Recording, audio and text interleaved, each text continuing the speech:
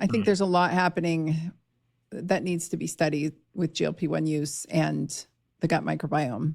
Yeah. Because I think I'm sure there's multiple mechanisms going on in there that's causing people to have this is again why I'm a slow and low fan and I'm not a high dose fan. And I get the question all the time from people, well, what do I do if I need a high dose? And I don't have an answer. That's never what I claim to have any knowledge of. I'm not treating, generally speaking, I'm not treating patients who are obese who are not also doing all the things. Because I find when they do all the things, we need way lower doses to move the needle. And so I think of it more of like using a GLP-1 like a whisper instead of a blasting megaphone, right? We're just trying to gently nudge the system. The other thing to note is there is some data showing that GLP-1 use at standard dose, and this was in liraglutide, decreased endogenous production of GLP-1 in the L cells for a substantial amount of time. So I think what we're seeing is also this downregulation of L cell production, and who knows what else is happening there with the other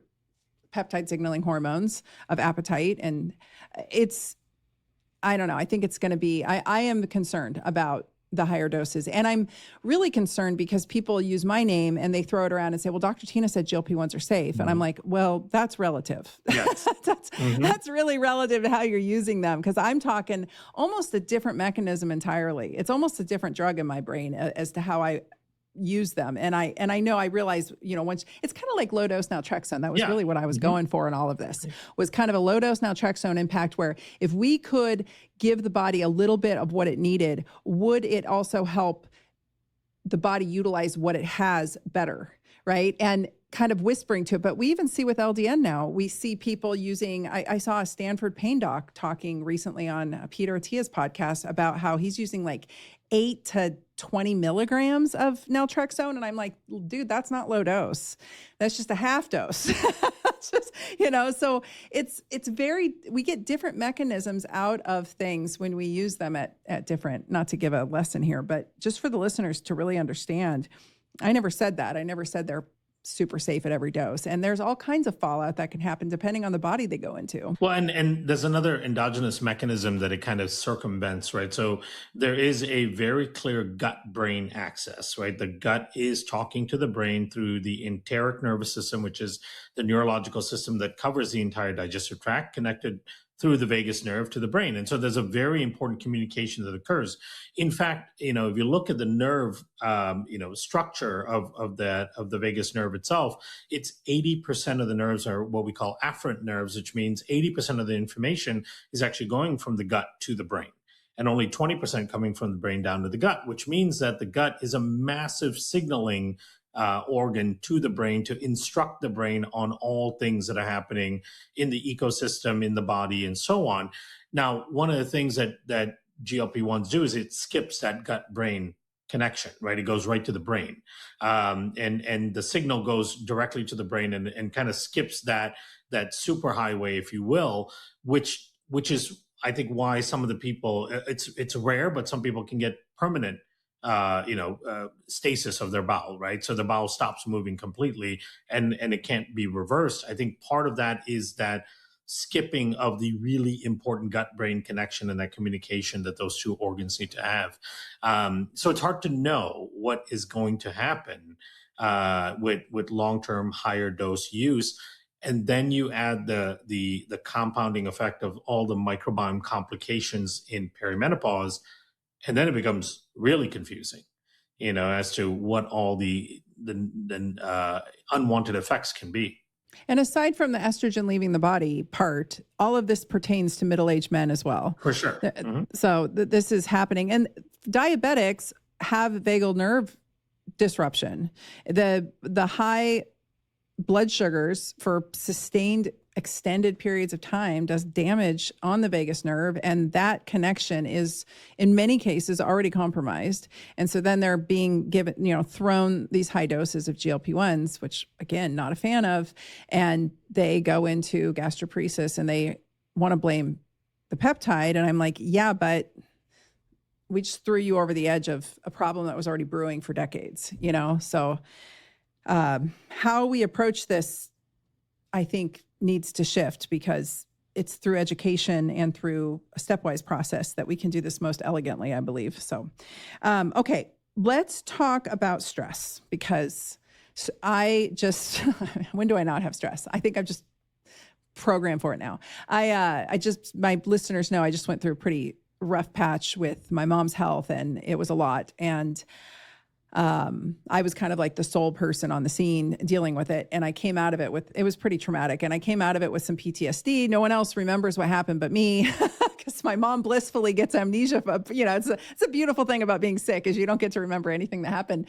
And so I've shared this before, but if people are listening for the first time, I gained weight like that. I mean, it was overnight. And I can honestly say, I don't think I believed my patients when they were in middle age and telling me that similar things had happened to them. I thought they must have just gone on a bender or something, and I was shocked at how fat I literally just blew up. And it was my gut. It wasn't just a belly, it was a gut. But I also I can't even get my wedding ring on still. There's just this kind of edema, and I'm sure it's elevated cortisol levels. I haven't even ran my labs because I don't want to know. I don't want to run anything yet. I'm like, I got to get this under control, and then I'll run my labs, because that was just chaos. But let's talk about what stress does to your gut microbiome, what it does to SIBO, what it's doing to the middle-aged woman. Yeah, and it's this is another one of those self-perpetuating problems, because stress alters the gut microbiome significantly, and the way it alters it actually then makes you more susceptible to stress, right? So it again is progressive, and so what is actually happening when you're stressed? So cortisol, of course, when you're stressed, so you're going to kick off your HPA axis, right? Your hypothalamic pituitary adrenal axis. You're going to kick in the fight or flight response. And as part of that, cortisol tends to start scaling in the body to initiate the fight or flight response. One of the things that happens to cortisol is a portion of it gets dumped into the gut. Now, why does it get dumped into the gut? Well, because there are microbes in the gut that can actually metabolize cortisol, and the metabolic byproducts of that go to the kidneys, and they shift the solute and solvent ratios in the kidneys. So the potassium sodium ratios, which then increases the amount of water that is going back into circulation. So then the kidneys actually press more water back into circulation in order to increase blood pressure. Right now, the reason it's trying to increase blood pressure is it's trying to perfuse things like your brain, your muscles, your heart, because you're going into fight or flight response. This is why chronic stress creates hypertension, right? It's this exact mechanism. So cortisol dumps into the gut. Now, what's clear is when your gut is dysfunctional and you're missing certain key organisms. In fact, if you have low bifidobacteria levels, and bifidobacteria have this component to their outer cell membrane that are carbohydrates that they tend to make that actually negates this process that I'm going to talk about. So when you have low diversity and you have low bifidobacteria, when cortisol dumps into the gut, it creates profound permeability in the gut, right? The gut just basically, the tight junctions and the space in between the cells just expand, and you get a whole lot of permeability. You get a whole lot of LPS coming in. And as a result of that LPS coming in, we talked about earlier what the effect of LPS is on the brain, which makes you more susceptible to anxiety and so on. But on top of that, LPS also increases IL-6, which we mentioned before. But one of the things we didn't mention is that IL-6 can actually re-trigger the HPA axis, even though you don't have another stimulus, right? So think about it this way. When your system is vulnerable and susceptible in that way, an outside stressor comes in, like your family member almost dying, or a stressful phone call, or whatever it may be. The external trigger of stress creates this cycle where you're going through the fight or flight response, but you can't come down from it, because every time cortisol enters your gut, IL-6 goes up, and IL-6 re-triggers your HPA axis as if you're going through another stress episode, right? So you maintain this elevated level of your sympathetic nervous system without ever being able to come down effectively back into your parasympathetic, which means that you stay at this heightened stress state throughout the day, right? And it just makes it so impossible to get a handle on things. And The longer you're in that state, the more dysfunctional your gut becomes, because the other thing that occurs when you're in that elevated stress state is your immune system starts triggering inflammatory responses in the lining of your gut. Good bacteria start to die off as a result of that. Certain types of pathogens do well under that condition, so they increase their growth. And in fact, some pathogens have learned that when the host is under stress and they're actually measuring your stress hormones like your epinephrine, norepinephrine, cortisol, and so on, when those stress hormones are elevated, that's when they express their virulence factors and their toxin production, because they've come to learn that that's when the host is susceptible. The immune system is not functioning properly and so on. So they're opportunistic and they start to increase their growth during that time.